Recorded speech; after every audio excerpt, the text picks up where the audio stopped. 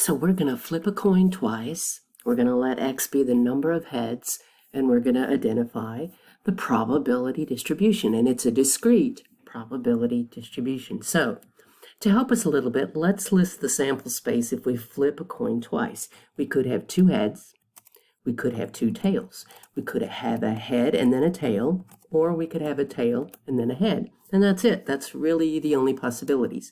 So let's notice that when it comes to number of heads, we could have no heads, we could have one head, and we could have two heads. And that's it. On two coin tosses, we can only have those options. All right, now over here, I'm going to put what the probability of each of those are.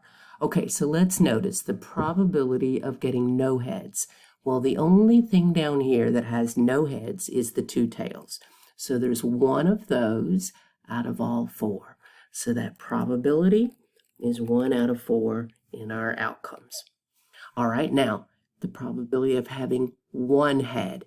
Well, let's notice that we have exactly one head in this toss of two coins HT and in this toss TH. So that's 2 out of 4, or a half. So a half of our outcomes, and I'm just going to list it as 2 out of 4.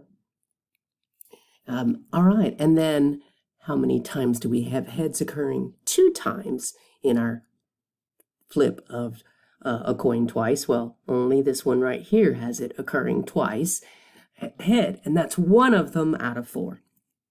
Now, when we get through with any probability distribution, whether it's a discrete probability distribution or a continuous one, the probabilities should always add up to 1. And let's notice that if we add 1/4, 2/4, and 1/4, that's 4/4. This does add up to 1.